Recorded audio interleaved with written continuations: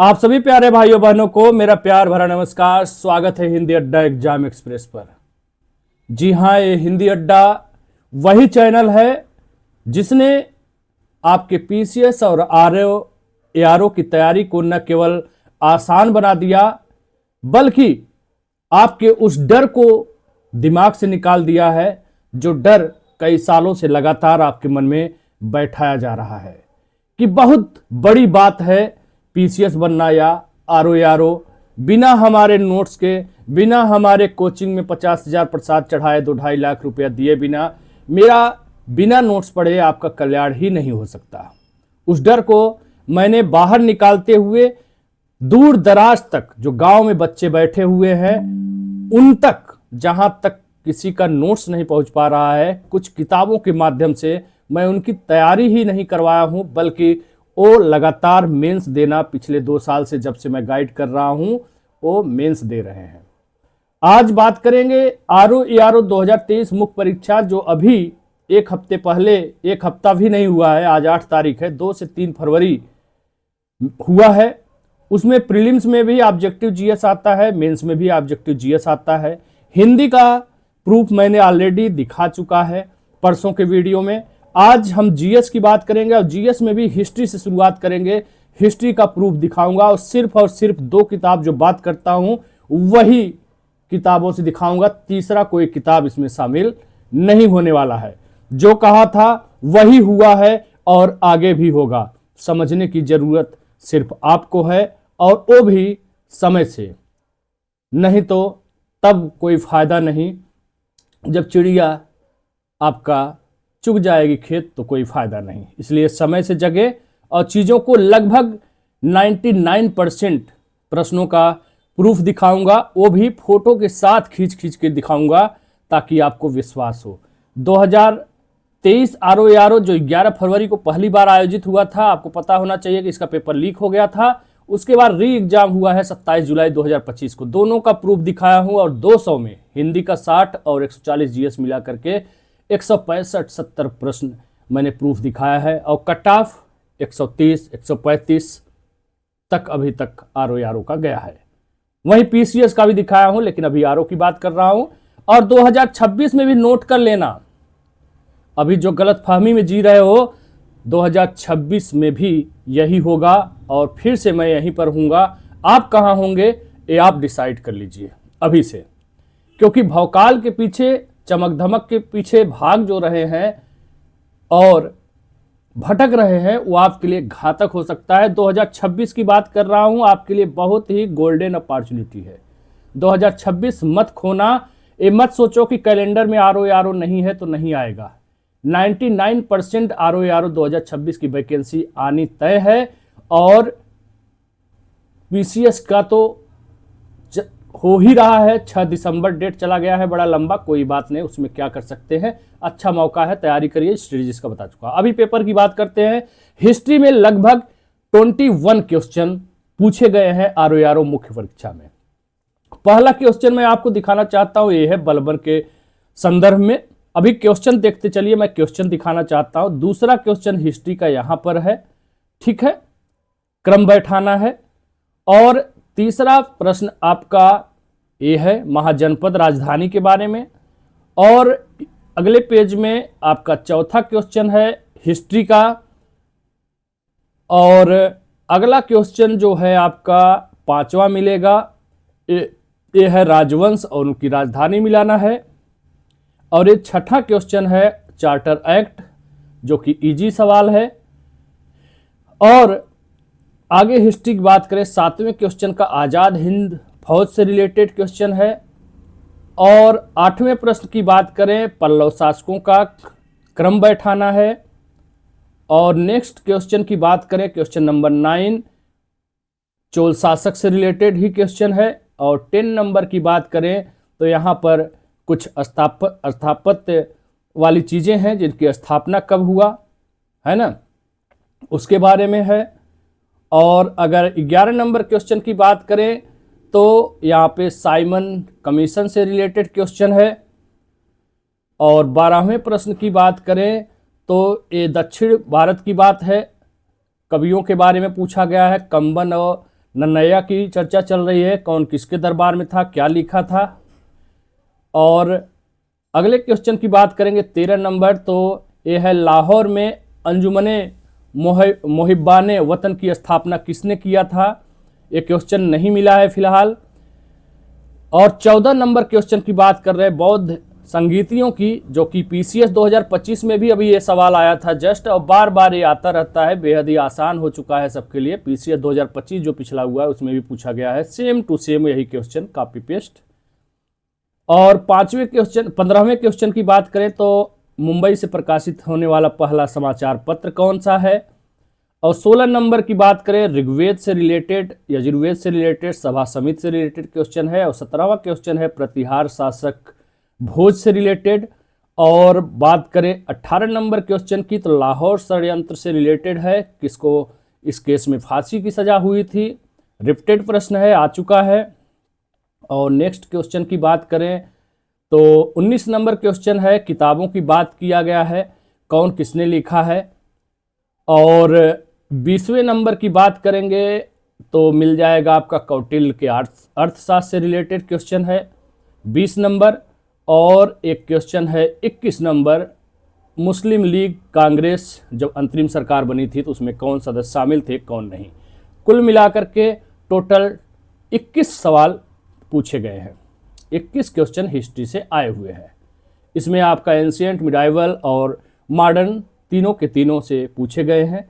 इसलिए मैं हमेशा बार बार कहता हूँ कि आप सारी चीज़ों को बराबर एक नज़र से देखा करिए। कभी भी किसी पोर्शन को घटाया और बढ़ाया जाता है, आयोग का रिकॉर्ड रहा है। और सावधान करना चाहता हूँ कि इजी प्रश्नों भले पूछे गए हैं आरओ में, और पिछले भी पीसीएस में लगभग इजी ही कह सकते हो, बहुत कठिन नहीं कह सकते हो, बहुत इजी नहीं कह सकते हो, तो कह सकते हो कि बीच का पेपर था। लेकिन कब आयोग रुख बदल देगा, कब कठिन कर देगा, कब लेवल बढ़ा देगा, कोई भरोसा नहीं है। इसलिए इजी भी पढ़ना है और मध्यम भी पढ़ना है और टफ भी पढ़ना है ना। कठिन भी पढ़ना है, इजी भी पढ़ना है, मध्यम भी पढ़ना है, सब कुछ पढ़ना है।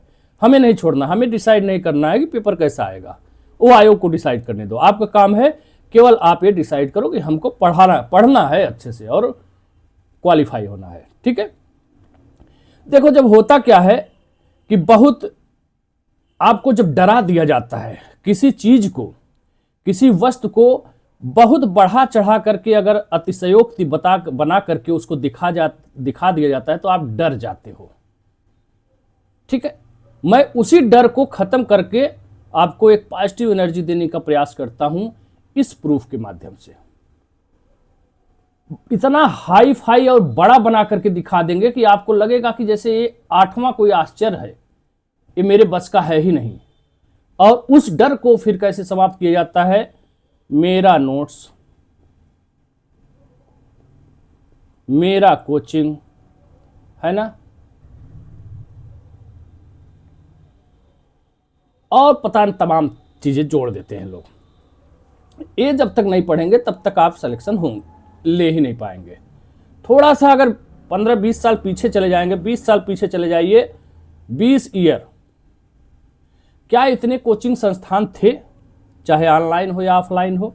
क्या आज से 20-25 साल पहले लोग आईएएस नहीं बनते थे, इंजीनियर, डॉक्टर नहीं बनते थे, एसडीएम नहीं बनते थे, जज नहीं बनते थे? तो आप सभी का जवाब आएगा यस, बनते थे। कहाँ से पढ़ते थे? कोचिंग सभी पढ़ते थे। अरे पहले तो आर्थिक स्थिति बड़ी खराब रहती थी लोगों की, बड़े बड़े गरीब लोग। हमारे जो है एक फूफा, हमारे पापा के फूफा जी लगते हैं, वो तो गांव में रह कर पढ़ाई किए, एसडीएम बने, एसडीएम बनने के बाद जो है डीएम तक प्रमोट किए, है ना। तो वो कौन सा कोचिंग किए थे? जिंदगी में कभी कोचिंग नहीं किए, ठीक है। मैं आपके सामने बैठा हूँ, टॉपर से नंबर रहता है मेरा, कभी कोई कोचिंग नहीं किया है, रिकॉर्ड है मेरा।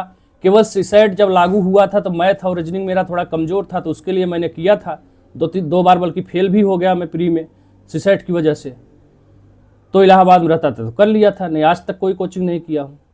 तो ऐसा नहीं है कि कोचिंग करने से ही आपका सिलेक्शन होगा। यूपीएससी का रिजल्ट आया करे, उठाकर देखा करिए, टॉप 20 उठाकर देख लीजिए, जो टॉपर्स है वो 500, 499, 398, 46 वाले छोड़िए रैंक, मैं टॉप 20 की बात कर रहा हूँ, 1 से लेकर के 20 तक की उठा के देख लीजिए, आपको खुद पता चल जाए कितने लोग कोचिंग करे हैं।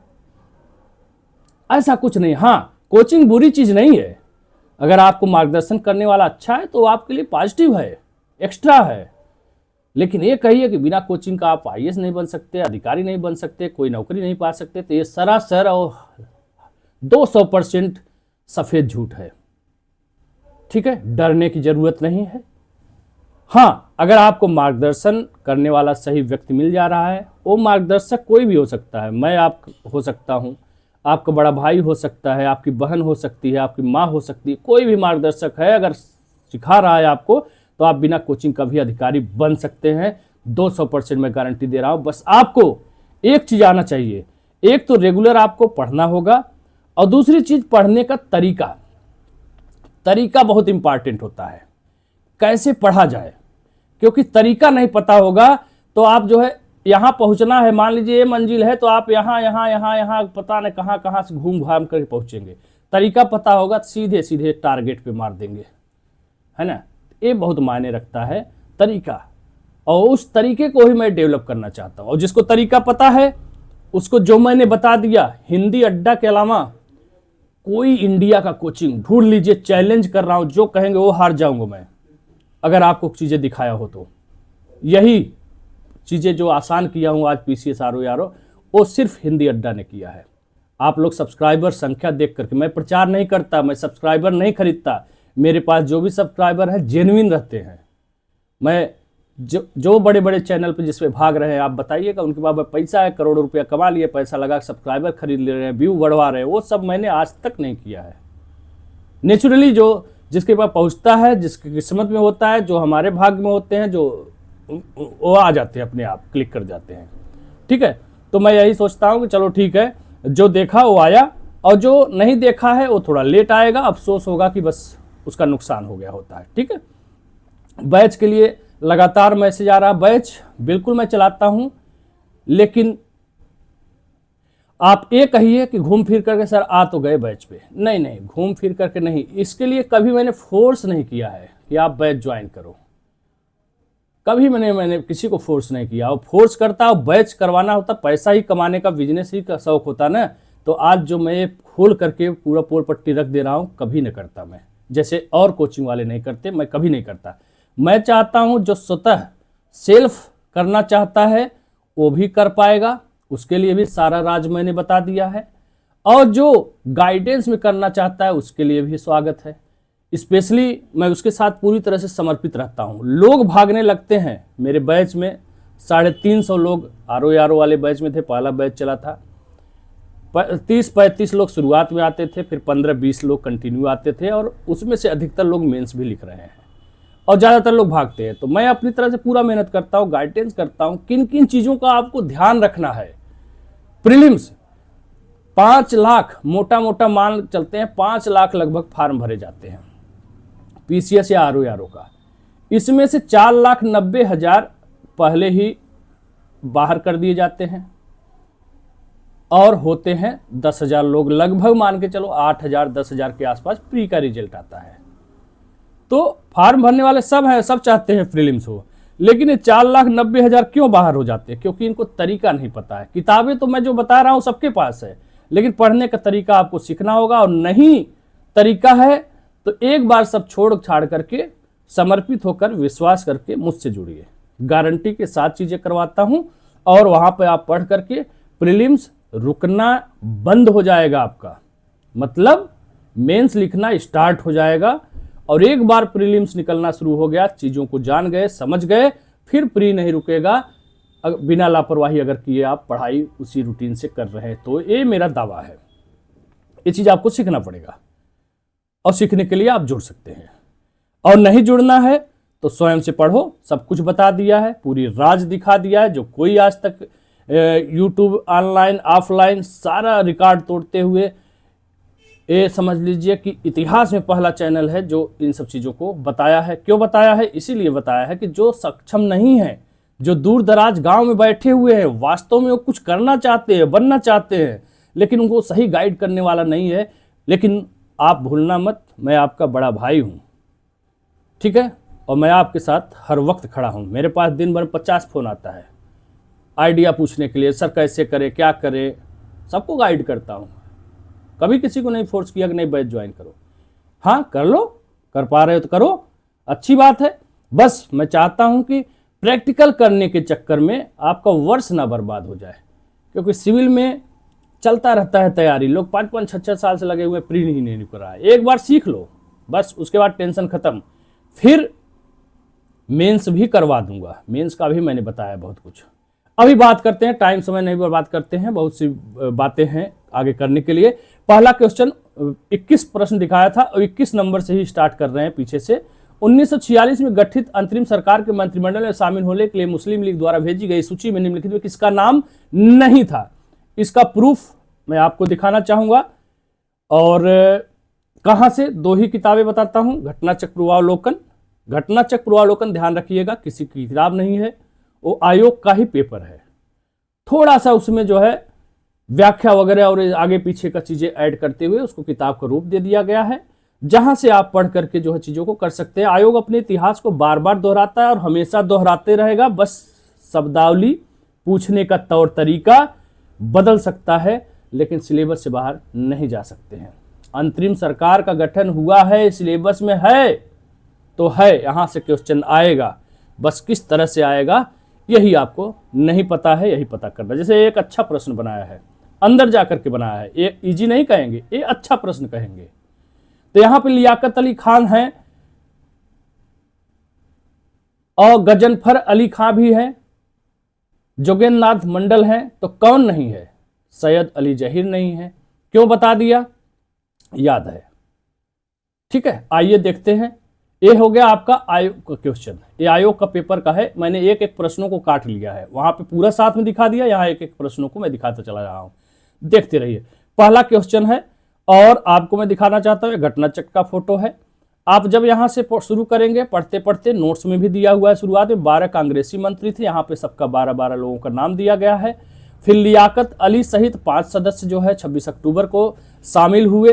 3 कांग्रेसी सदस्यों सैयद अली जहीर, शरद चंद्र बोस, सर सफात अहमद खां को हटाना पड़ा। ये सब चीजें देखते चले जाइए, देखते चले, यहाँ से भी आपको हिंट मिलेगा। और यहाँ पर देखिए एक क्वेश्चन आया हुआ है, निम्नलिखित में कौन अंतरिम सरकार का सदस्य नहीं था?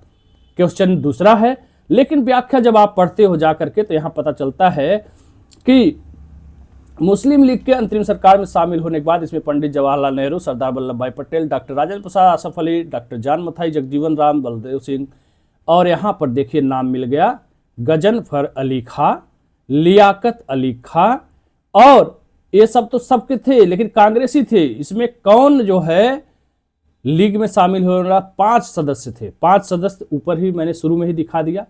जोगेंद्र नाथ मंडल, देखिए 3 नाम, ये 3 नाम था ना। और देखो अब्दुल रब निस्तार, इब्राहिम इस्माइल चुंद्रीगर, सी राजगोपालचारी, डॉक्टर CH बाबा। इसमें कहीं भी आपको नाम दिखाई दे रहा है ये वाला नाम? यही नाम आपको दिखाई नहीं दे रहा है, ठीक है।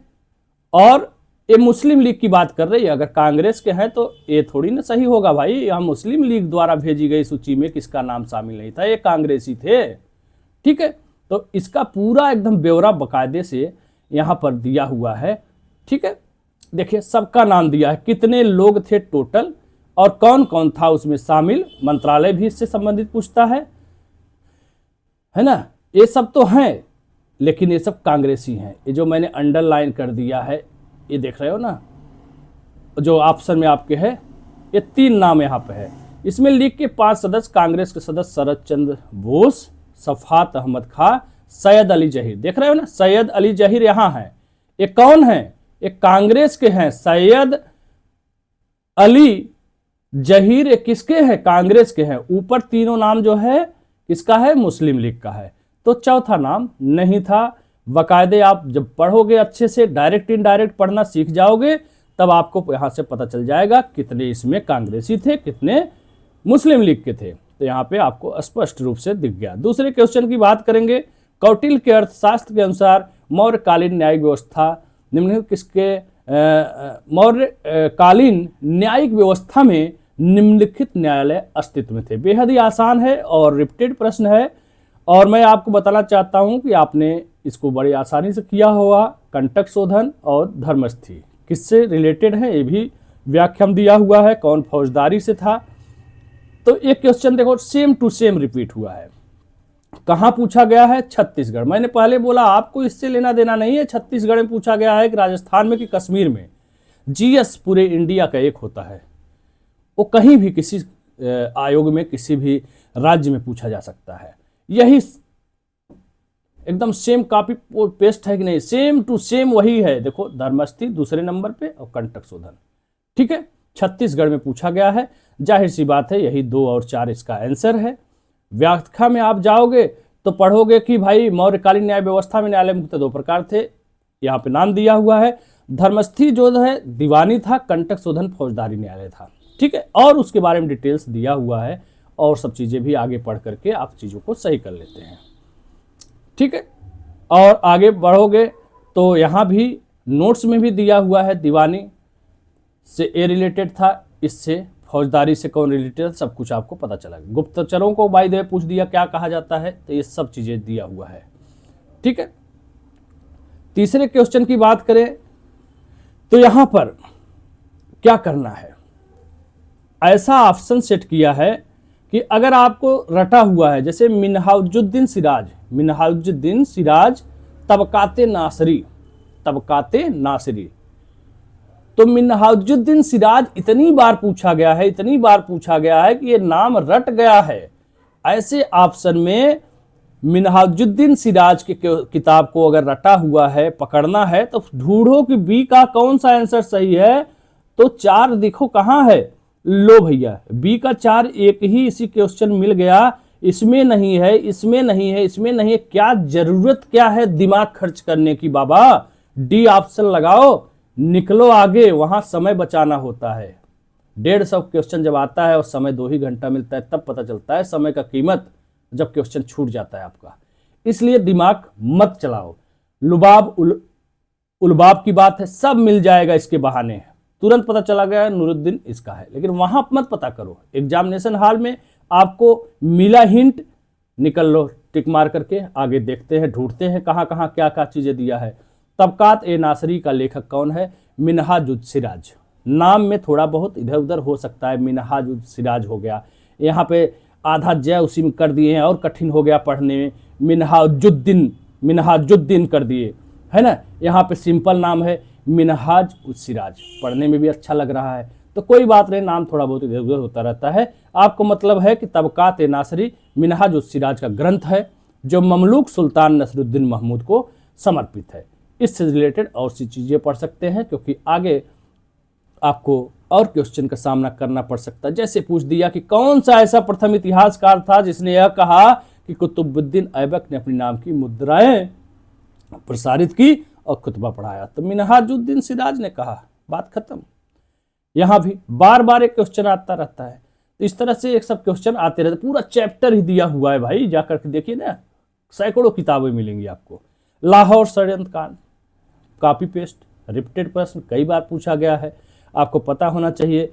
भगत सिंह, सुखदेव, राजगुरु, आपने मूवी भी देखा होगा अगर भगत सिंह, तो वहाँ से भी आपको नाम रटना चाहिए और आपको सीन याद आना चाहिए कि 3 लोगों को 3 फांसियों की रस्सी लटकाई गई थी, उसमें 3 ही नाम आता है ना। और केस तो कई लोगों के ऊपर चला था, लेकिन कौन कौन है ये देखिए, प्रश्न आया है पीसीएस मेंस 2002 में और यूपी पीसीएस जीआईसी 2010 में, 2 बार क्वेश्चन यही सेम आया है। लाहौर षड्यंत्र मामले की परिणत में किसकी फांसी हुई? तो यहाँ पे उत्तर क्या है, 2, 3, यहाँ 3, 4, 5 होगा, है ना, डी ऑप्शन आपका आंसर है।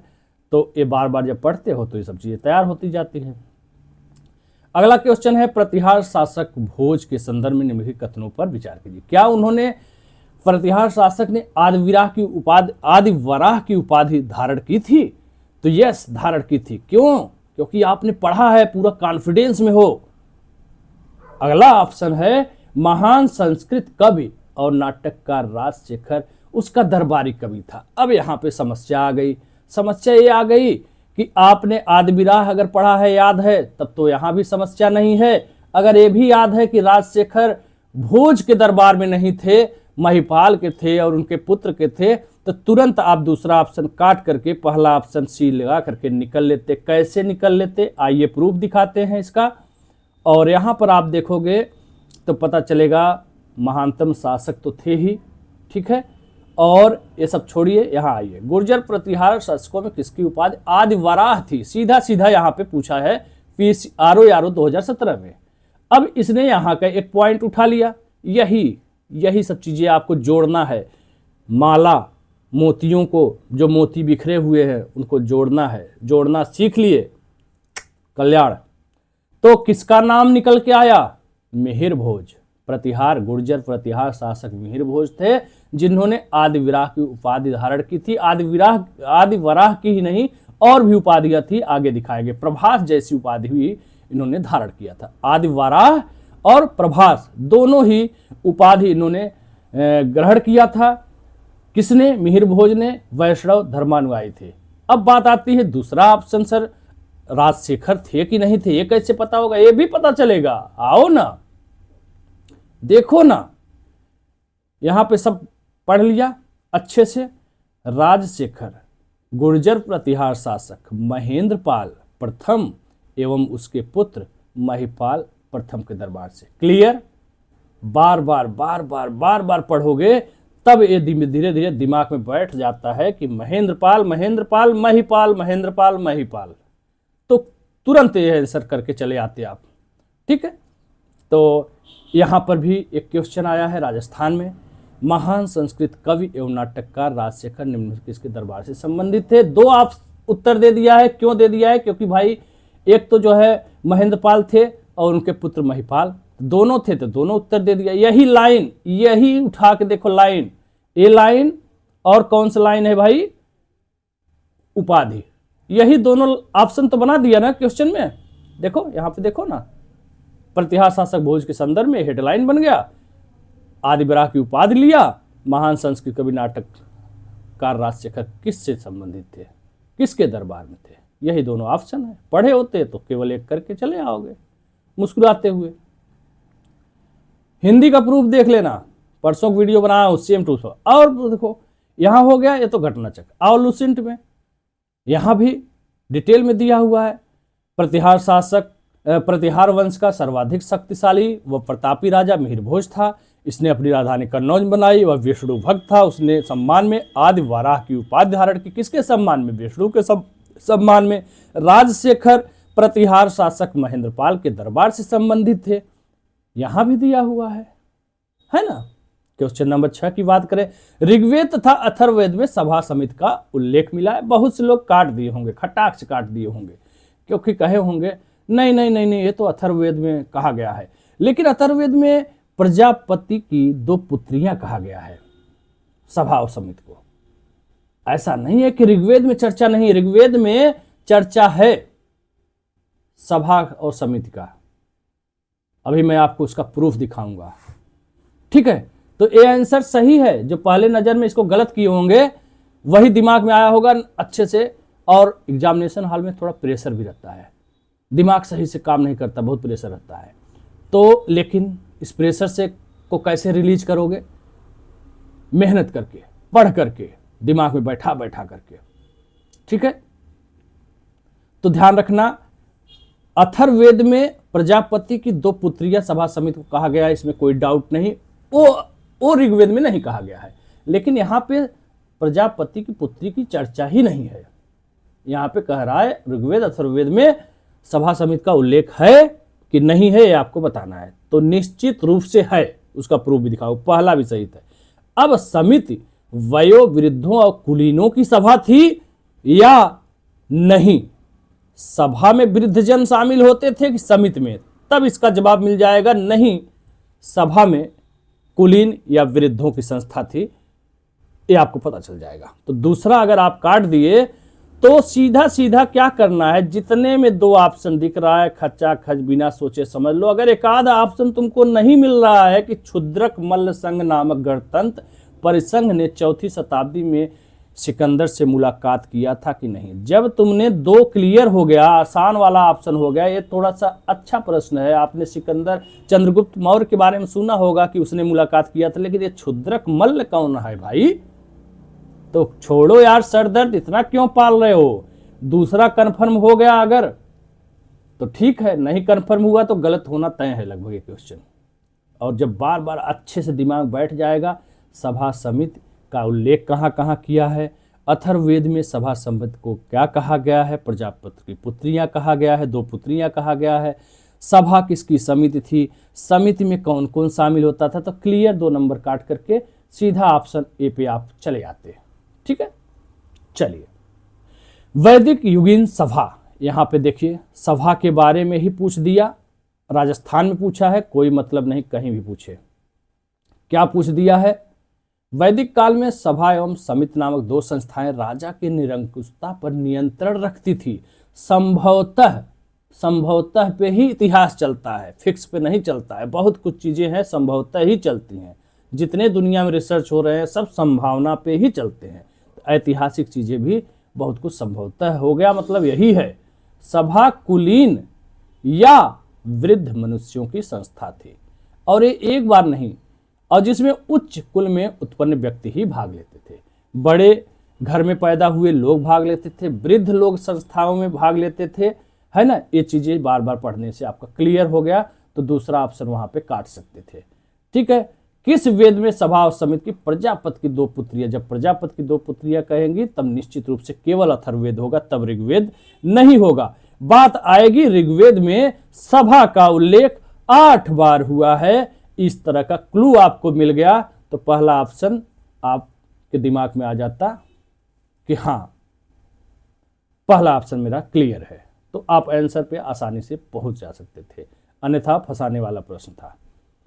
इसी प्रकार से आप यहां भी पढ़ते चले आएंगे तो यहां भी आपको लुसेंट में भी ये सब चीजें मिलेगी, बार बार पढ़ोगे तो सभा समिति के बारे में मिल जाएगा, क्या क्या कहा गया है, कहाँ क्या है ना, तो वहां से भी आपको हिंट मिलता जाता है। क्वेश्चन 7 नंबर की बात करें, औपनिवेशिक काल के दौरान मुंबई से प्रकाशित होने वाला पहला समाचार पत्र तो बॉम्बे हेराल्ड है। कहां मिलेगा, आइए प्रूफ दिखाते हैं। लुसेंट क्यों कहता हूं, कोई काम अगर आपका घटना चक्र नहीं कर रहा है तो लुसेंट आपके लिए रामबाण हो सकता है। एक एक बूंद से जैसे घड़ा भरता है वैसे एक एक क्वेश्चन से मेरिट बनता है।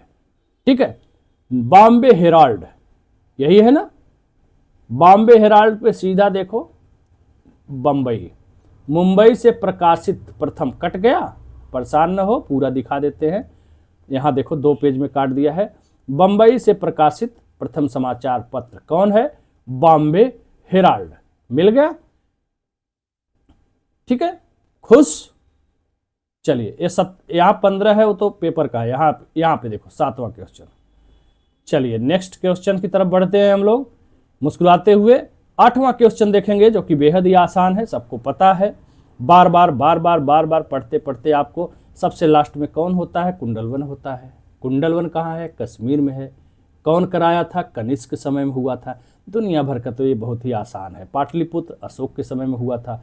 आराम से इसको क्रम लगा सकते हैं, और नहीं लगा सकते हो तो यहाँ से बार बार पढ़ो न, राजगृह, वैशाली, पाटलिपुत्र, है ना, कुंडलवन, कश्मीर। अध्यक्ष का पूछ देता है, कौन किस में क्या अध्यक्ष था, ये पढ़ लो, किसके समय में हुआ, राजाओं का नाम पढ़ लो, बाय द वे ईयर पूछ दे, ईयर भी पढ़ लो, है ना। तो यहाँ से अच्छे से पढ़ लो, काम ही खत्म, सब कुछ यहीं पे दिया हुआ है, केवल कितना पढ़ना है ये देखो, एक ही बॉक्स में दे दिया है, यहाँ पे तुम्हारा कई प्रश्नों का उत्तर दिया हुआ है, और ये बार बार पूछे जाते हैं हर परीक्षाओं में। आसान हो गया। नहीं क्वेश्चन देखना है सर हमको तो क्वेश्चन देखना है, लो देख लो, लोअर प्री 2002 में पूछा गया है, वैशाली, कुंडलवन, राजगिरी, वही तो कह रहा है, उसमें भाई ऐसे ऑप्शन बना दिया और इसमें इस तरह से बनाया हुआ है, क्या फर्क पड़ता है। सबसे पहले राजगृह में हुआ, सप्तकर्णी गुफा में, फिर वैशाली में हुआ कालाशोक के समय में, फिर पाटलिपुत्र अशोक के समय में हुआ, फिर कुंडलवन कनिष्क समय में हुआ। D option right answer.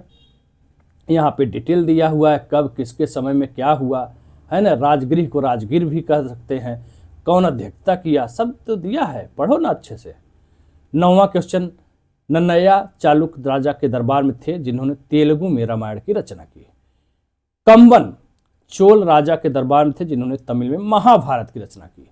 अब यहाँ पे क्या है, नन्नय्या के बारे में बहुत जानकारी नहीं मिल पाई है, लेकिन एक क्लियर हो गया है, क्लू दे दिया है आपको इन किताबों ने कि महाभारत नहीं, कंबन ने रामायण का, जिसे रामचरित कहते हैं, रामायण का जो है रचना किया था और ये तमिल भाषा में किया था।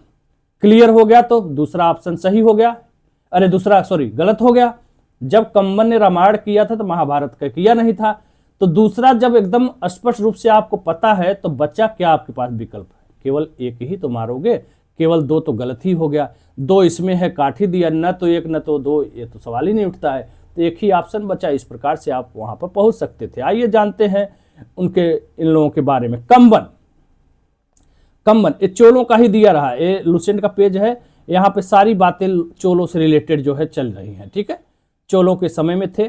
तमिल साहित्य का हाँ एक कुछ किताब लिखे हैं। दक्षिण भारत किताबें भी कठिन होती हैं। ओट्टक्कू कुट्टन और पुंगलेंदी को तमिल साहित्य का और पंप पोन रत्न कन्नड़ साहित्य का त्रिरत्न कहा जाता है। इसे छोड़िए, ये तो दूसरा मैटर है। ये पता चल गया है कि चोल शासक ही थे, क्योंकि चोलों की ही चर्चा यहाँ पे चल रही है। अब थोड़ा सा आगे बढ़ते हैं तो और चीजें आपको पता चलेगा। कैसे पता चलेगा? निम्नलिखित में कौन तमिल रामायण या रामावतारम, तमिल रामायण या रामावतारम, तमिल शब्द ऑलरेडी लगा दिया है तो निश्चित है तमिल में ही है। किसने किया भैया? कंबन ने किया है। क्लियर? महाभारत ने रामायण की रचना किया है तमिल भाषा में। तो इस प्रकार से आपका ये आंसर हो गया। ठीक है, आप सोचो 100% एक एक शब्द कॉपी पेस्ट मिल जाए, 500, 1000, 2000 किताब पढ़ लोगे तब भी नहीं होगा। कॉपी पेस्ट कभी नहीं मिलेगा। डायरेक्ट इनडायरेक्ट आपको जोड़ना घटाना ये सब विकसित करना पड़ेगा। कोरिलेट करने की क्षमता आपको डेवलप करनी होगी। और ये कैसे डेवलप होगा? बार बार निरंतर अभ्यास से। करत अभ्यास जड़मत हो सुजान, पढ़े हो ना, बिना अभ्यास के नहीं होगा।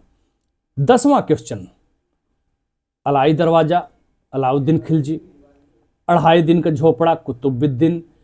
तो यहीं से अनुमान लगा दो, 2.5 दिन झोपड़ा कुतुबुद्दीन पहले हो जाएगा। तो दूसरा वाला ऑप्शन अगर ढूंढ लेते ना तो कोई कष्ट ही नहीं उठाना था। न काली, न गोरी, न सफ़ेद, न पीली के बारे में सोचना था, न अटाला, न जो है और किसी के बारे में। यहीं से उत्तर मिल जाता तड़ाक से। अरे भाई, कुतुबुद्दीन ऐबक सल्तनतकालीन शासक है। यही आया तो यहाँ पे सत्ता धीरे धीरे मुस्लिमों का एक प्रकार से स्थापित होना शुरू हुआ। मोहम्मद गोरी कब आया, है ना? तो अलाउद्दीन शासन भी किया, कुछ दिन बाद मर गया। कोई कहता है खुतबा पढ़वाया, कोई कहता है सिक्का चलाया, कोई कहता है कुछ नहीं किया। जो भी किया, लेकिन उसके समय में ये सब चीज़ें बनी हैं। बार बार आप पढ़ते हो। 2.5 दिन का झोपड़ा और अजमेर में क्या बना, ये सब चीज़ें बार बार पढ़ते आते हो। अटाला मस्जिद जौनपुर सर की शासन के समय में बार बार पूछा गया है। क्या बात करते हैं? आइए, कुतुबुद्दीन ऐबक ने अजमेर में 2.5 दिन का झोपड़ा बनवाया, है ना? ये मस्जिद है। और दिल्ली के राय पिथौरा किले के निकट कुव्वत उल इस्लाम मस्जिद बनवाया। ठीक है, कुतुब मीनार का भी निर्माण करवाया था बेचारा। और उसके बाद जो है इल्तुतमिश ने इसको पूरा किया। ठीक है, इल्तुतमिश के बाद भी किसी ने काम किया। अलाई दरवाजा का निर्माण अलाउद्दीन खिलजी ने किया। निश्चित रूप से जो है कुतुब मीनार के निकट ही करवाया है, दिल्ली में है। कभी जाओ घूम करके देख के आना। ठीक है, और अलाउद्दीन खिलजी का क्रम तो कुतुबुद्दीन ऐबक के बाद ही है ना जी।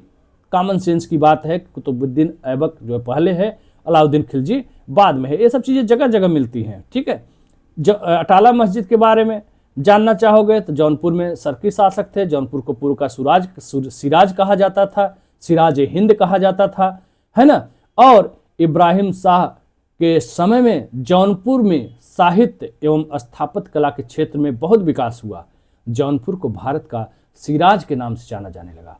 अटाला देवी मस्जिद का निर्माण 1408 ईस्वी में सरकी सुल्तान इब्राहिम शाह द्वारा किया गया था। क्लियर? सब कुछ तो मिल गया। एक आध नहीं भी मिल रहा है तो क्या चक्कर में पड़े हो? क्वेश्चन भी आया, अलाई दरवाजा का निर्माण किसने करवाया? बार बार हमने पढ़ लिया, दिमाग में बैठ गया। आसान क्वेश्चन है, क्या परेशान होना है? जमात खाना, 2.5 दिन का झोपड़ा, सुल्तानगढ़ी, लाल किला, कई तरह के क्वेश्चन बार बार आते हैं। देखो लाल दरवाजा, यहाँ पे भी क्वेश्चन आया है। इस प्रकार से बहुत सारे क्वेश्चन आए हैं। अजमेर का पूर्दिया, अटाला कहाँ पर है, तो जब बार बार पढ़ोगे तो दिमाग में घुसेगा ना जी। ठीक है, चलिए नेक्स्ट क्वेश्चन 11 नंबर की बात करें। किस शासक ने चोल राजा परांतक प्रथम को हराया और रामेश्वरम में एक विजय स्तंभ तथा मंदिर का निर्माण कराया? किस चोल राजा ने हराया, यही मुद्दा है। कृष्ण तृतीय ने हराया था। आइए इसका प्रूफ देखते हैं। ये आयोग का ही क्वेश्चन है जो आपके आरओ में आया हुआ है। तो इस तरह से पढ़ते हुए चले जाएंगे। तक्कोलम युद्ध पढ़ेंगे, किसके किसके बीच में हुआ, व्याख्या पढ़ेंगे, तो यहाँ से कुछ हमको क्लू मिल जाएगा कि चोल शासक परांतक फर्स्ट के अंतिम दिनों में राष्ट्रकूट शासक कृष्ण तृतीय ने पश्चिम गंगो बुत्तुंग द्वितीय की सहायता से तक्कोलम के युद्ध में चोलों को परास्त किया और तंजौर, जो वर्तमान में तंजाउर है, पर अधिकार कर लिया। कृष्ण तृतीय ने इसी उपलक्ष्य में तंजय्यो कोंड की उपाधि धारण की। ठीक है, चलिए तंजाउर में क्या है, शैव मंदिर वगैरह है, ये सब चीजें जो बनवाया है राजा राम प्रथम काल में, क्या क्या हुआ है, सब ऐसे पढ़ते चले जाओगे, बहुत सारे डिटेल्स मिलेगा। यहाँ भी घटना चक्र में भी दिया। परांतक के अंतिम दिनों में राष्ट्रकूट शासक कृष्ण ने पश्चिमी सहायता से तक्कोलम को युद्ध में हराया और तंजय्यो कोंड की उपाधि कृष्ण तृतीय ने धारण किया। चलिए ठीक है, गंगे कोंड, तंजय्यो कोंड, इसी तरह का नाम रहता है।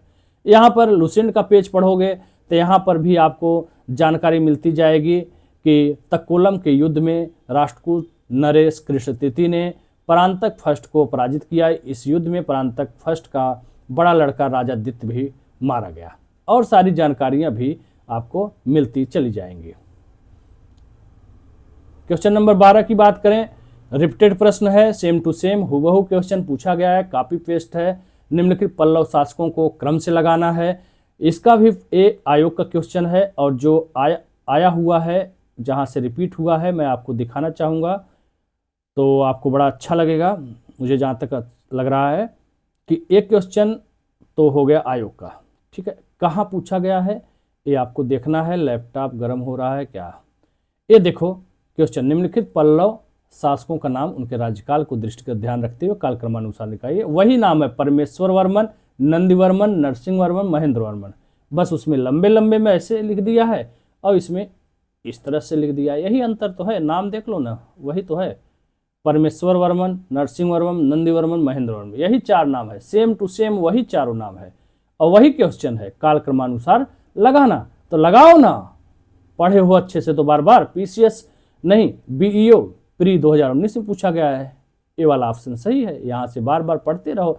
महेंद्र वर्मन 600 से सेना, फिर आया नरसिंह वर्मन, नरसिंह वर्मन, परमेश्वर वर्मन, नंदी वर्मन। ये पढ़ने से आता है भाई, सपना से थोड़ी ना आ जाएगा। बस नाम पढ़ लिया तुरंत याद आ जाएगा। पढ़ोगे, कार्यकाल पढ़ोगे, धीरे धीरे उनके निर्माणों को पढ़ो, ये सब चीज़ें, वंश को पढ़ोगे तब धीरे धीरे आ जाएगा। दक्षिण भारत के प्रमुख राजवंश, लुसेंट का पेज है, यहाँ भी दिखा गया है।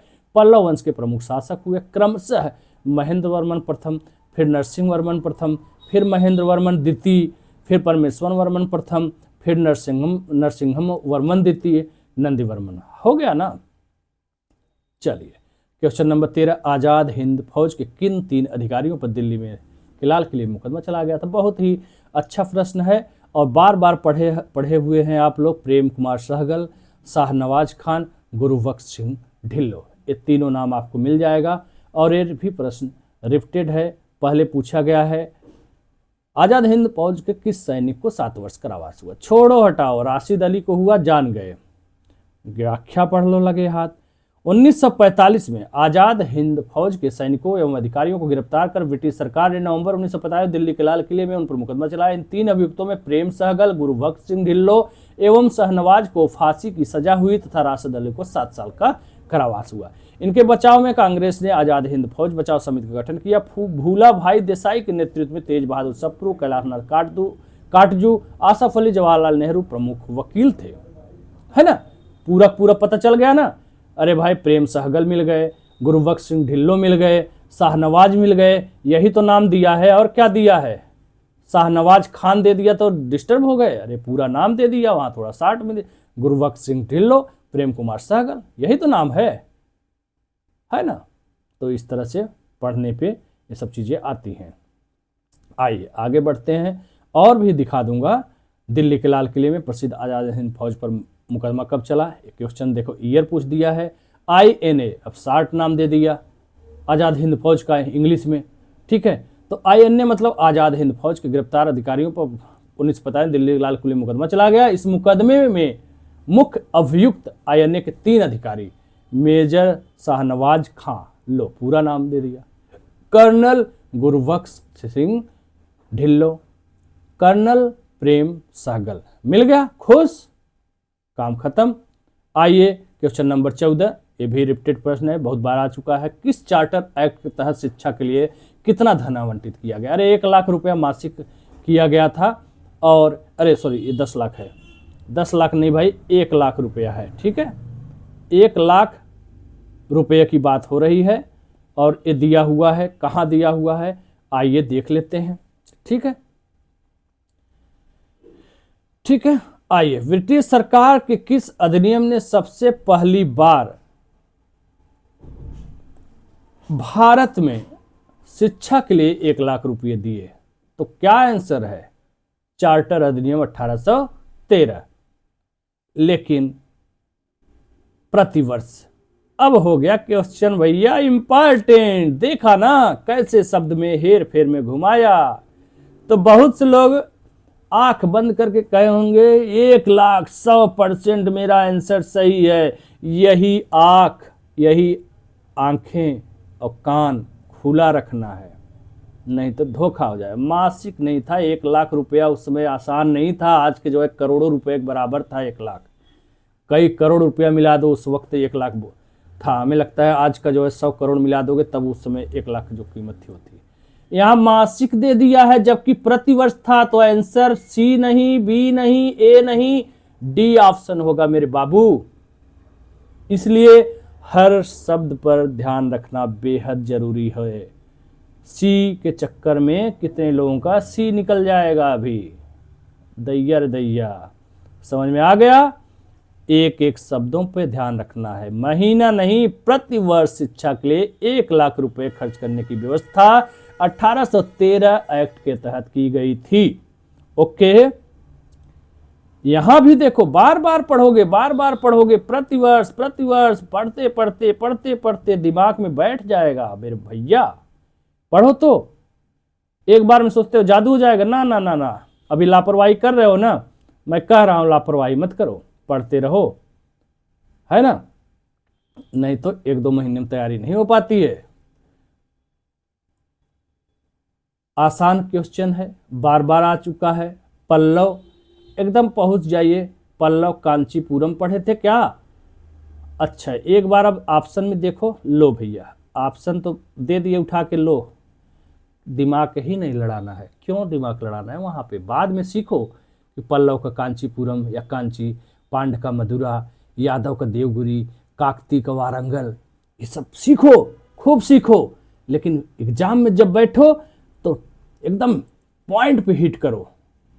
पल्लव कांची एक ही ऑप्शन, ए का 2, 100% कांची है, कोई डाउट नहीं। निकलो, भागो और आओ। ये क्वेश्चन देखो कहां पूछा गया है, रिपीटेड है कि नहीं है?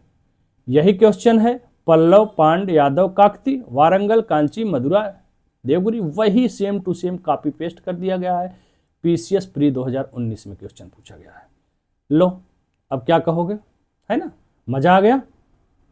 चलो, निम्नलिखित कौन सी जोड़ी, अच्छा ये तो वही सब, मतलब घुमा फिरा के ये सब बार बार आता रहता है। तो जब बार बार पढ़ते हो, छत्तीसगढ़ पूछे चाहे पाकिस्तान पूछे, उससे आपको मतलब नहीं है, आपको मतलब है आपका आंसर जानने से, ठीक है। बार बार कह चुका हूं। 16 नंबर क्वेश्चन, महाजनपद राजधानी, बहुत ही आसान, बार बार पूछे जाने वाला प्रश्न है। कुरु पांचाल यही रटे हो। कंबोज कहाँ है? वत्स कौशाम्बी, जो सबसे आसान हो, जो समझ में आए। मत्स्य का विराटनगर समझ में आए तो एक बार आंसर में देखो, डी का 1 कहीं दिख रहा है, लो भैया 2 में दिख गया, कंफ्यूज। अब इससे काम नहीं चलेगा। अब वत्स का कौशाम्बी देख लो, 100% अगर याद आ रहा है वत्स का कौशाम्बी, कुछ भी याद आए, कुरु का इंद्रप्रस्थ याद आ जाए तो उससे मिला लो। वत्स का कौशाम्बी मतलब बी का चौथा, लो इसी से मिल जाता, और दिमाग लड़ाने की जरूरत ही नहीं थी। ए से नहीं मिला भाई, मत्स्य से नहीं मिला तो ए से देख लो, ए से मिल जाए कंबोज। कंबोज कहाँ बचा? कंबोज का राजपुर हाटक, ए का 3। लो, ज्यादा दिमाग ही नहीं लगाना। अगर 100% कंबोज याद है तो कंबोज से मिला लिया कि राजपुर हाटक है, और कंबोज का मिल गया। एक ही ऑप्शन में 3 दिया हुआ है, यही टिक्की, आगे बढ़े, बाकी पढ़ते रहो। तो कंबोज का राजपुर, वत्स का कौशाम्बी, कुरु का इंद्रप्रस्थ, मत्स्य विराटनगर राजस्थान। आइए देखते हैं प्रूफ। तो यहां पे बकायदे पूरा बॉक्स बना करके इंपॉर्टेंट चीजों को, सारे के सारे महाजनपदों को दे दिया है। ठीक है, आधुनिक स्थल आज के समय में प्रेजेंट टाइम में कुरु में क्या क्या आता है? तो मेरठ, दिल्ली, थानेश्वर का जो क्षेत्र है वो सब प्राचीन काल में कुरु में आते थे। राजधानी इंद्रप्रस्थ, सब कुछ यहीं पे दिया हुआ है, पढ़ लीजिए। चाहे जैसे क्वेश्चन पूछे, आना तय है, यहां से क्वेश्चन हमेशा आता रहता है, किसी भी तरीके से आ सकता है कि भाई आज का वत्स, प्राचीन काल का वत्स, आज का जो क्षेत्र कौन सा है, या आज का क्षेत्र में प्राचीन समय में वत्स में कौन कौन से आते थे। ठीक है, किसी भी तरह से क्वेश्चन आ सकता है। कौशाम्बी वत्स का जान गए तो ये दिमाग में रहेगा कि हाँ अच्छा, वत्स जो प्राचीन में जिसको वत्स कहा जाता था उसमें प्रयागराज तथा कौशाम्बी ये सब के क्षेत्र जो थे वो वत्स में आते थे। ठीक है, अयोध्या मंडल से लेकर लखनऊ उखनऊ सब मिला जुला करके कौशल में आते थे। इस तरह से पढ़ पढ़ करके आपको पता चल जाएगा।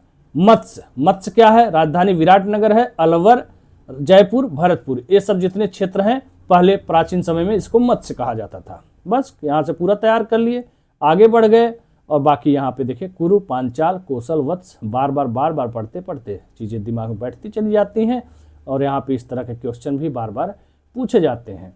तो आप पढ़ते चले जाओगे, सब आपको मिलता चला जाएगा। क्वेश्चन नंबर 17 की बात करें, निम्नलिखित संगठनों पर विचार किया जाना चाहिए, कालानुक्रम में व्यवस्थित कीजिए। थोड़ा फास्ट करने की कोशिश कर रहा हूँ। बंग Bhasha Prakashita Sabha, land holders society, Bengal British India society, Indian league.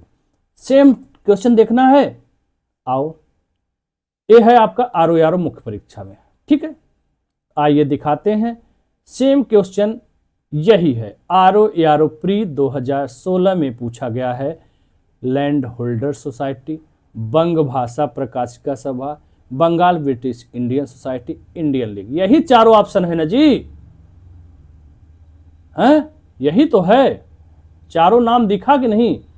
अरे उसमें 1 2 3 4 इस स्टाइल में लिख दिया है, और इसमें जो है रोमन अंक का प्रयोग करते हुए ऐसे कर दिया, वही तो है, हैं? आओ चलें आगे बढ़ते हैं, क्या फालतू बात करते हो। 18 नंबर, बलवन के संदर्भ में निम्नलिखित कथनों विचार करिए। दीवान अर्ज नामक पृथक विभाग की स्थापना उसके काल में हुई, किसके काल में? बलबन के समय में। सही है कि नहीं है, बार बार जब पढ़ोगे तब पता चलेगा। उसने सैन्य सुधारों के तहत सैनिकों को पूरा वेतन नगद में देने की शुरुआत किया। क्या ये सही है या नहीं सही है? दीवाने अर्ज सैन्य विभाग से रिलेटेड था, बलबन के समय में हुआ था कि नहीं? आइए आपको मैं प्रूफ दिखाता हूं। वेतन की बात है तो दूसरा तो ऑप्शन गलत है, पूरा वेतन वाला गलत है, तो इसका तो होगा केवल एक। आइए कैसे जानते? क्योंकि अलाउद्दीन था जो पूरी तरह से पूरा मंगोलों से मुकाबला करने के लिए बलबन ने एक सैन्य विभाग दीवान अर्ज की स्थापना की थी। शुरुआत के नोट्स में आपको मिल जाएगा। बलबन ने अपना सेना मंत्री दीवान अर्ज इमाद उल मुल्क को बनाया था, जो अत्यंत ईमानदार और परिश्रमी व्यक्ति थे। तो बलबन ने उसे वजीर के आर्थिक नियंत्रण से मुक्त रखा ताकि धन की कमी ना हो। दीवान अर्ज क्लियर हो गया है। धन मूल्य नियंत्रण पद्धति कौन लागू किया, क्यों लागू किया, यह आपने बार बार पढ़ा होगा। अलाउद्दीन खिलजी ने लागू किया। क्यों लागू किया? क्योंकि सैनिक को बड़ा रखना चाहता था, और मूल्य नियंत्रण अगर पद्धति नहीं रहेगी तो उसके लिए समस्याजनक थी। सल्तनत काल में अलाउद्दीन खिलजी द्वारा बाजार नियंत्रण या मूल्य नियंत्रण पद्धति को लागू किया गया। अलाउद्दीन ने केंद्र में एक बड़ी और अस्थायी सेना रखने तथा उसे नकद वेतन दिया। अलाउद्दीन ने केंद्र में एक बड़ी और अस्थायी सेना रखी तथा उसे नकद वेतन दिया। ऐसा करने वाला दिल्ली का पहला सुल्तान था। अब क्या चाहिए, क्या चाहिए इससे बड़ा क्लू? अलाउद्दीन ने केंद्र में बड़ी सेना रखा, स्थायी सेना रखा, नगद वेतन दिया, और ऐसा करने वाला दिल्ली का पहला सुल्तान था। तो बलबन कैसे हो जाएंगे? इक्ता प्रथा भी चलती थी इल्तुतमिश के समय से, तो वो पहले से आती थी, इल्तुतमिश के समय थोड़ा विस्तार हो गया। तो बलबन उसका पालन किया, इक्ता प्रथा को खत्म नहीं कर दिया, प्रयोग किया आकर के अलाउद्दीन खिलजी ने। और कह रहा है यहाँ पे ऐसा करने वाला दिल्ली का पहला सुल्तान था जिसने नगद वेतन दिया सेनाओं को। क्लियर है कि दूसरा ऑप्शन आपका एकदम से सरासर गलत है बलबन के संदर्भ में। तो एक आंसर हुआ। क्लियर, चलिए आगे बढ़ते हैं। निम्नलिखित में किसने जनवरी, एक क्वेश्चन थोड़ा विवादित हो गया भैया, ठीक है, इसमें डेट दे दिया है जनवरी 1947। यहां पे समस्या क्या आ पड़ी है, समस्या मैं बताता हूं क्या है। क्योंकि देखो ऐसा है ना कि यहाँ पे डोमिनियन स्टेट की बात चल रही है और सत्ता हस्तांतरण की बात चल रही है। तो ध्यान रखना है कि कैबिनेट मिशन 1946 में आया। कब आया? 24 मार्च 1946 को कैबिनेट मिशन भारत आया और कैबिनेट मिशन अपना काम करता रहा। कैबिनेट मिशन का उद्देश्य नहीं था कि भारत का बंटवारा हो, वो तो संविधान निर्मात्री सभा थी। चुनाव हुआ, 2 सितंबर को अंतरिम सरकार भी बनी, यहाँ तक कि 16 अगस्त 1946 को दंगा भी हुआ, फसाद भी हुआ हिंदू मुस्लिम के बीच में। सीधी कार्रवाई दिवस जिन्ना ने शुरू किया नोअखली में, जहां आप सुने होंगे, ठीक है। तो उसके बाद जो है ये सब बवाल होने के बाद भी जब अंतरिम सरकार बनी, 2 सितंबर को जवाहरलाल नेहरू को बनाया गया, तो आपने अभी ऊपर क्वेश्चन पढ़ा है कि उस वक्त जो है 5 लीग के सदस्य भी बड़ा मनाने उनाने के बाद शामिल हुए, ठीक है। अब बात आती है कि कैबिनेट मिशन आई और गई, कैबिनेट मिशन का काम खत्म हो गया, वहां तक 2 सितंबर तक चुनाव करा के खत्म हो गया, लेकिन विवाद बना रहा। अंततः जो है भारत के बंटवारे की बात हुई। तो आपको ध्यान होगा कि ब्रिटेन के प्रधानमंत्री जब भारत को बांटने की बात किए थे तो उसका डेट कब था? फरवरी में उन्होंने ब्रिटिश कॉमन्स हाउस में घोषणा किया था और मार्च 1947 में लॉर्ड माउंटबेटन ने वायसराय का पद ग्रहण किया और सत्ता हस्तांतरण मतलब बंटवारा न हो इसका विशेष हिदायत देकर के उनको भेजा गया था कि तब भी ब्रिटिश सरकार चाह रही थी कि बंटवारा न हो और ब्रिटेन के ऊपर कोई आरोप न लगने पाए, ठीक है। तो सत्ता हस्तांतरण की जो बात शुरू हुई वो मार्च 1947 से शुरू हुई। समस्या यहां पे आ जा रही, मार्च 1947 से शुरू हुई और कैबिनेट मिशन 1946 तक जो है इसका काम खत्म हो गया। मान लो सितंबर अक्टूबर नहीं दिसंबर तक रहा। कैबिनेट मिशन का सत्ता हस्तांतरण से कोई लेना देना ही नहीं था, तो कैबिनेट मिशन क्यों कहता? और बात आती कैबिनेट मिशन का, अगर कोई सदस्य कहता तो उसमें कैबिनेट मिशन में कौन कौन सदस्य थे? स्टेफोर्ड क्रिप्स थे जो कि अध्यक्ष बोर्ड ऑफ ट्रेड थे, पैथिक लॉरेंस थे राज्य सचिव थे और A.V. एलेक्जेंडर नौसेना मंत्री थे, ठीक है। उन दोनों का नाम तो है ही नहीं। स्टेफोर्ड क्रिप्स थे लेकिन ये 1946 में थे, इनका सत्ता हस्तांतरण से कोई लेना देना ही नहीं था, है ना। जवाहरलाल नेहरू किससे कहते? ये कह रहा है कि भारत के राज्य सचिव।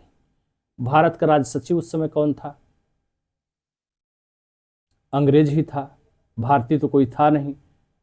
भारत के राज्य सचिव को सलाह दिया था कि डोमिनियन स्टेट के आधार पर तत्काल सत्ता का हस्तांतरण किया जाए। तो बच तो रहे हैं लॉर्ड माउंटबेटन ही, यही तो आए थे। विशेष हिदायत दिया गया था कि भारत का बंटवारा न होने पाए क्योंकि ब्रिटिश बचना चाहते थे कि हमारे ऊपर कोई आरोप न लगे। लेकिन जब अपरिहार्य हो जाए तब ऐसी स्थिति में डिसीजन लेने का अधिकार भी लॉर्ड माउंटबेटन को दिया गया था। लॉर्ड माउंटबेटन ने कई मीटिंग किया, लगातार मीटिंग किया, कांग्रेस के नेताओं से मिले, जिन्ना से मिले, महात्मा गांधी से मिले और उसके बाद अंबेडकर से मिले, सबसे मिले। लेकिन उनको लगा कि नहीं, अब सत्ता बिना हस्तांतरण किए काम चलने वाला फिलहाल नहीं है, तो सत्ता हस्तांतरण हुआ। वो मार्च में आए थे और जून में जो है उन्होंने बाल्कन प्लान प्रस्तुत किया लॉर्ड माउंटबेटन। तो कुल मिला के इसका उत्तर बी ही होना चाहिए और कुछ नहीं। ये जनवरी दे करके थोड़ा सा डिस्टर्ब कर दिया, ये क्वेश्चन जनवरी महीने से तो फिलहाल नहीं मिल पाया है। ठीक है, इस प्रकार से 19 हो गया। और यहाँ पे आप देख सकते हैं एक क्वेश्चन कोई छूट रहा है क्या जी? एक क्वेश्चन छूट रहा है 21 में, कौन सा छूट रहा है? कोई क्वेश्चन छूट रहा है।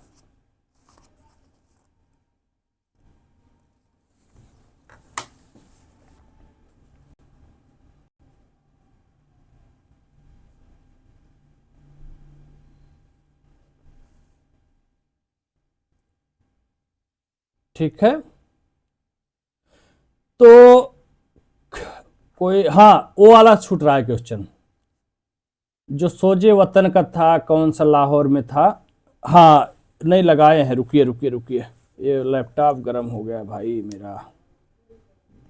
ठीक है, ऐसे ही दिखा देते हैं भैया, जैसे तैसे चल रहा है।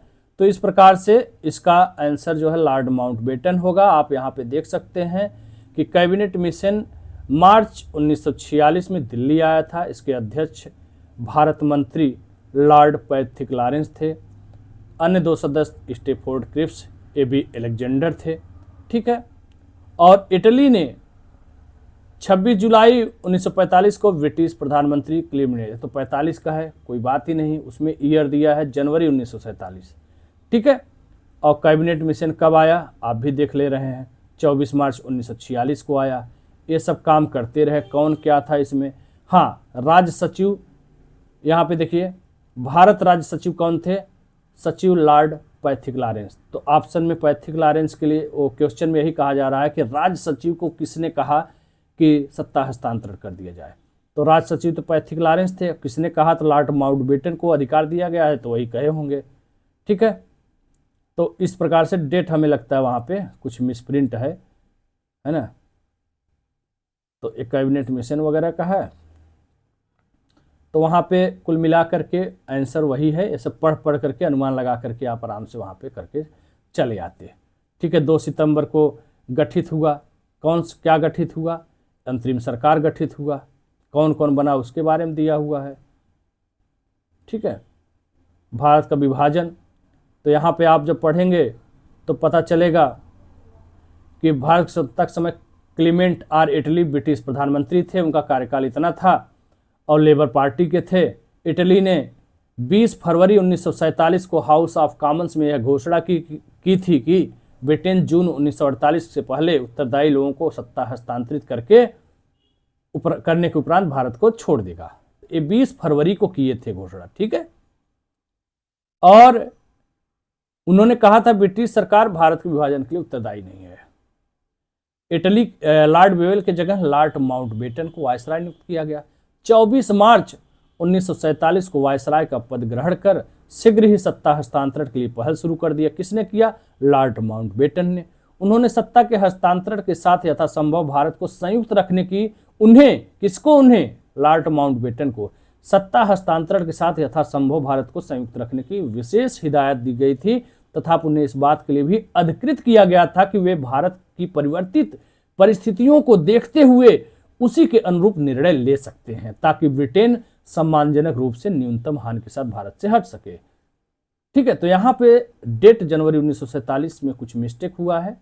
आयोग में मिस्टेक होना कोई बड़ी बात नहीं है। ठीक है, अब मेंस का है तो जो चीज़ें क्लियर नहीं करते हैं, वहाँ पे एकमात्र ऑप्शन जो बन रहा है वो लॉर्ड माउंटबेटन, क्योंकि सत्ता हस्तांतरण की बात फरवरी के बाद से शुरू हुई। वो भी सत्ता हस्तांतरण स्पष्ट रूप से नहीं कहा गया था, है ना।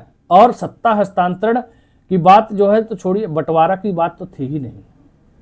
इसीलिए यहाँ पे दिया रहा है कि विशेष हिदायत दिया गया था कि संयुक्त रखने की कोशिश करिए, लेकिन साथ ही साथ अगर ऐसी परिस्थितियां बन जाती है तो आप निर्णय ले सकते हो। ठीक है, तो माउंटबेटन जब कई मीटिंग किए, सब कुछ पता चला, तो उनको लगा कि नहीं भाई, कोई वार्ता वगैरह करने से कोई फायदा नहीं है, भारत का बंटवारा और पाकिस्तान का बंटवारा अब करना ही पड़ेगा। ठीक है, तो इस प्रकार से कर गया। अब एक क्वेश्चन है, क्वेश्चन नंबर 20, निम्नलिखित में से साइमन कमीशन कौन सदस्य ब्रिटेन की कंजर्वेटिव पार्टी से रिलेटेड? अभी तक लेबर पार्टी पूछा जाता था, अब पूछ दिया कंजर्वेटिव पार्टी से रिलेटेड। ठीक है, तो एक क्वेश्चन भी कहीं आया तो है, लेकिन मैं ढूंढने की कोशिश किया, मिला नहीं है। ठीक है, तो यहाँ पे साइमन कमीशन के सदस्यों को तो दिया है, 7 सदस्य थे, क्लियर है, और कोई सभी अंग्रेज थे, इसीलिए श्वेत कमीशन कहा गया। इसके अध्यक्ष सर जॉन साइमन उदारवादी दल यानी लिबरल पार्टी के थे। ये तो प्रश्न पहले भी पूछा गया है, दिया है। क्लीमेंट इटली इस कमीशन में श्रमिक दल, ये थे अध्यक्ष सर जाइमन लिबरल उदारवादी, और क्लीमेंट इटली कमीशन में क्या थे, श्रमिक दल के थे। और यहाँ पे दे रहा है कंजर्वेटिव पार्टी से रिलेटेड कौन था, ठीक है, तो इसको थोड़ा सा देखना पड़ेगा। तो कुल मिलाकर के 1-2 प्रश्न नहीं मिला तो क्या फर्क पड़ता है भैया, 20 तो मिला, 19 तो मिला, 18 तो मिला, बहुत है, खुश रहो। क्योंकि जीएस में कभी मत सोचना कि तुम 100% करके आओ। अरे भाई 65% में तो प्री हो जा रहा है, तुम करके आओ 75%। मैं प्रूफ दे रहा हूं तुमको 90-95%। कितना दे रहा हूं, 90 से 95%। इसमें तो 95% मान के चलो, 90% दे रहे हैं। कट ऑफ जा रहा है तुम्हारा 65% के आसपास। तुम करके आओ 75%, तुम करके आओ 80%, तुम करके आओ 85%। ठीक है, कैसे बाहर हो सकते हो, हैं? सवाल उठता है। 65% के आसपास कट ऑफ प्री के जाता है। 75 और अच्छा कर सकते हो, 80 और अच्छा कर सकते हो, 85। अब ये कहो कि मैंने जितना प्रूफ दिखाया वो पूरा तुम कर लोगे ना, अरे बाबा नहीं कर पाओगे, जीएस 100% नहीं कर पाओगे। तो कुल मिलाकर के 21 क्वेश्चन आया, 2 क्वेश्चन इसमें नहीं मिला, 19 तो मिला, परसेंटेज निकाल लो। इसी प्रकार अभी और सब्जेक्ट है, केवल इतिहास से ही तो आपका सिलेक्शन नहीं होगा, बाकी के सब्जेक्ट हैं। तो आज तो रहा पहला प्रूफ, 21 में 19 है ना, सोच लो। अब कल मैं दूसरे सब्जेक्ट का दूंगा, और मैंने क्या बोला है, लगभग 110 क्वेश्चन मैं जीएस का दूंगा, और तो दूंगा, ठीक है। 110 यहां हो गया। 30 प्रश्न जो आया था हिंदी का पूरा दे दिया मैंने, 100% प्रूफ दिया मैंने हिंदी का, सिर्फ एक किताब से, उसका वीडियो देख लीजिएगा। तो कुल मिला के कितना हो गया, 60 नंबर पूरा हिंदी मिल गया। 110 को मारो गोली, मैं कह रहा हूं 100 दे रहा हूं, तो 160 कोई कर ही नहीं सकता यार। 160 स्कोर जीएस और हिंदी ऑब्जेक्टिव को मिला करके बहुत बड़ा। अब 160 को छोड़ो, अगर तुम 90 स्कोर कर दे रहे हो जीएस में, मेंस की बात कर रहे हैं, और 60 हिंदी कर दे रहे हो, तो तुम्हारा हो गया बराबर 150 नंबर। 150 नंबर बचा 2 पेपर, एक ड्राफ्टिंग वाला हिंदी, और एक बचा दूसरा वाला कौन सा, निबंध। रुको कलर बदलते हैं, एक बचा निबंध, ठीक है, एक बचा हिंदी, एक बिहार। अगर तुम इसमें खींचतान करके 65 भी कर देते हो, और निबंध में 75 भी आ जाता है, तो कितना हो गया, 5-5 10, और 7-3 10 3 13 1 14, 140 जोड़ो 140, कितना हो गया रे, 290। कोई माई का लाल आपके सिलेक्शन रोक सकता है? 75 और 65 मिनिमम कर दिया, अब क्या चाहिए? माइनस मार्किंग 290, माइनस मार्किंग नहीं था तब तो 290 कभी गया ही नहीं है। तो कितना घटा दिया, 90 जीएस करो, कोशिश करो मेंस दे रहे हो, 60 हिंदी करो। प्रीलिम्स सेम पैटर्न है, क्वेश्चन संख्या थोड़ा सा घट बढ़ जाता है। प्रीलिम्स में आर्डर बार्डर पर रहने की जरूरत क्या है? मैं कह रहा हूं 140 क्वेश्चन आ रहा है, मैं प्रूफ दे रहा हूं तुमको 125 क्वेश्चन का, 25 को इसमें से हटा दो, 100 करके आओ। 125 कर भी नहीं पाओगे। हिंदी कोशिश करो 60 में 60 कर दो, नहीं तो 5 घटा दो, मन कर रहा है घटाओ। कितना हो गया, 55 ही करके आओ। 100 और 55 जोड़ दो, 100 155। और मन है कुछ घटाने का, 5 और घटा दो, 150 करके आओ। 150 स्कोर में कोई माइक ला